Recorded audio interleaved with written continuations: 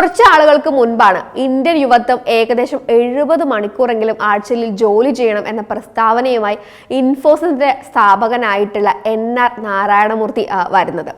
അങ്ങനെയാണെങ്കിൽ ഈ 70 മണിക്കൂർ ആഴ്ചയിൽ നമ്മൾ ജോലി ചെയ്യുകയാണെങ്കിൽ 5 ദിവസത്തെ കണക്കനുസരിച്ചാണെങ്കിൽ ഒരാൾ ഏകദേശം 14 മണിക്കൂർ ഒരു ദിവസം ജോലി ചെയ്യണം.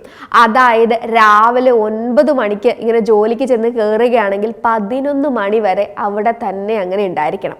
വേറെ ഒരു ദിവസമാണെങ്കിൽ അല്ലെങ്കിൽ 6 ദിവസമുള്ള ഒരു പ്രവൃത്തി ദിവസമാണ് നമ്മൾ തിരഞ്ഞെടുക്കുന്നതെങ്കിൽ അപ്പോൾ അതായത് പൊതുവെ അങ്ങനെയാണ് നമ്മുടെയൊക്കെ നാട്ടിൽ. അപ്പോൾ അങ്ങനത്തെ ഒരു രീതിയിലാണെങ്കിൽ നമുക്കൊക്കെ ആകെ കിട്ടുന്നത് മാസത്തിൽ 4 ഞായറാഴ്ച മാത്രമാണ് പല ഇടങ്ങളിലും. അങ്ങനെ ആകുമ്പോൾ 11.5 മണിക്കൂറെങ്കിലും അവർ ജോലി ചെയ്യേണ്ടി വരും. 9 മണിക്ക് കയറിയാൽ വൈകുന്നേരം ഒരു 8:45 വരെയൊക്കെയാണ് ജോലി ചെയ്യാൻ സാധിക്കുക.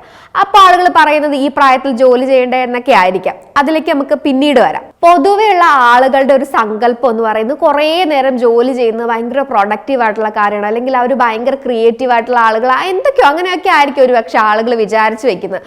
പക്ഷേ ഈ 2023 മികച്ച ടെക് കമ്പനികളിൽ ഫോർബ്സ് മാസിക നടത്തിയിട്ടുള്ള ഒരു പഠനത്തിൽ അല്ലെങ്കിൽ അവർ തിരഞ്ഞെടുത്ത കമ്പനികളിൽ അല്ലെങ്കിൽ ഫോർബ്സ് മാസിക തിരഞ്ഞെടുത്തിട്ടുള്ള കമ്പനികളിൽ അവർ പ്രതിവാരത്തിൽ ജോലി ചെയ്യുന്ന സമയം അല്ലെങ്കിൽ അവരുടെ പ്രവൃത്തി സമയം എന്ന് പറയുന്നത് ഈ പറയുന്ന രീതിയിലാണ്. അത് മികച്ചതെന്ന് കരുതുന്ന കമ്പനികളിൽ ആളുകൾ ജോലി ചെയ്യുന്ന സമയമാണ്.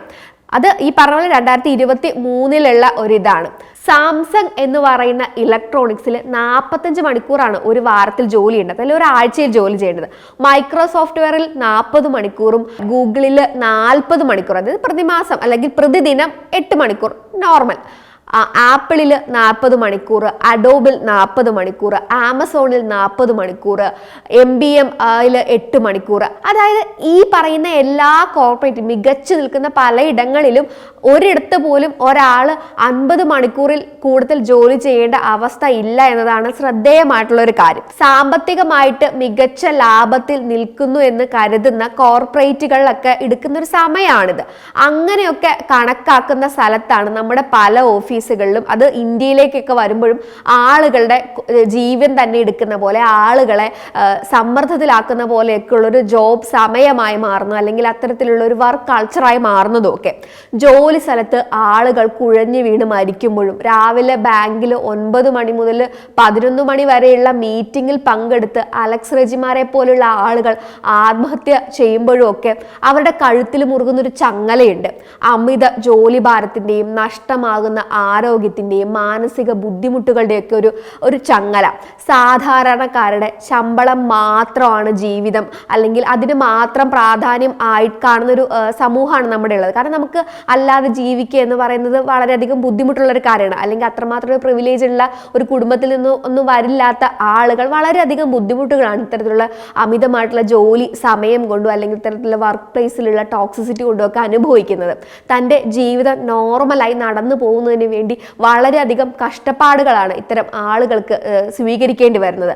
പലപ്പോഴും മേലധികാരികളുടെ ഓഫറുകൾ സ്വീകരിക്കാതെ വരുന്നത്, അല്ലെങ്കിൽ അങ്ങനെ സ്വീകരിക്കാതിരിക്കുക അല്ലെങ്കിൽ ഇത്തരത്തിൽ ഓവർ ടൈം ചെയ്യാതിരിക്കുക എന്ന് പറയുന്നത് തൊഴിലിടങ്ങളിൽ അവരുടെ ഒരു അസ്വസ്ഥതയ്ക്കും അല്ലെങ്കിൽ അവരുടെ ഇഷ്ടമില്ലായ്മയ്ക്കൊക്കെ കാരണമാകുന്നുള്ള ഭയം കൊണ്ടാണ് ഒരുപാട് ആളുകളും ഇത്തരത്തിലുള്ള ടോക്സിക് ആയിട്ടുള്ള വർക്ക് രീതി ചെയ്യാൻ പ്രാപ്തരാകുന്നത് അല്ലെങ്കിൽ അതിന് നിർബന്ധിതരാകുന്നത്.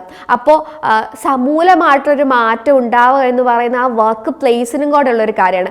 ആളുകളുടെ പ്രൊഡക്ടിവിറ്റിയും ആ സ്ഥാപനത്തിനോടുള്ള ഒരു സ്നേഹവും ഒക്കെ വളരെയധികം നല്ല രീതിയിൽ ആ ഒരു ഇൻസ്റ്റിറ്റ്യൂഷൻ്റെ വളർച്ചയെ സഹായിക്കുന്ന ഘടകങ്ങളാണ്. അല്ലാതെ ഒരുപാട് നേരം ആളുകളെ സ്ട്രെസ്ഫുള്ളായി ജോലി ചെയ്യിക്കുന്നത് കൊണ്ട് ഒരു ദീർഘകാലമായിട്ടുള്ളൊരു പ്രൊഡക്ടിവിറ്റി ഒരിക്കലും ഒരു ഗ്രൂപ്പിനോ അല്ലെങ്കിൽ ഒരു കമ്പനിക്കോ ഉണ്ടാകില്ല എന്നുള്ള സാമാന്യബോധം, വലിയ കോർപ്പറേറ്റുകൾക്കുള്ള സാമാന്യബോധം ചെറിയ ഗ്രൂപ്പുകൾക്കും ഉണ്ടാവേണ്ട അത്യാവശ്യമാണ്. അന്ന സെബാസ്റ്റ്യൻ മരിക്കുന്നതിന് കാരണമായി എന്ന് പറയുന്ന അല്ലെങ്കിൽ അവർ ജോലി ചെയ്തു എന്ന് പറയുന്ന സ്ഥാപനത്തിൽ പോലും ഇന്ത്യയിൽ മാത്രമാണ് ഇത്രയും അധികം വർക്ക് സ്ട്രെസ് ഉള്ളത്. വേറെ എല്ലാ രാജ്യങ്ങളിലും അവർക്ക് ഫേവറബിൾ ആവുന്ന രീതിയിലാണ് നിൽക്കുന്നത്. അപ്പോൾ നമ്മുടെ വർക്ക് കൾച്ചർ മാറേണ്ടതിൻ്റെ ആവശ്യകതയെക്കുറിച്ച് ആലോചിക്കുക അല്ലെങ്കിൽ അതൊരു അത്യാവശ്യമാണെന്ന് മനസ്സിലാക്കുകയും ചെയ്യുക എന്നത് നമ്മളോടും മറ്റുള്ളവരോടും നമുക്ക് ചെയ്യാൻ കഴിയുന്ന ഏറ്റവും നല്ല കാര്യമാണെന്ന് കരുതുന്നു.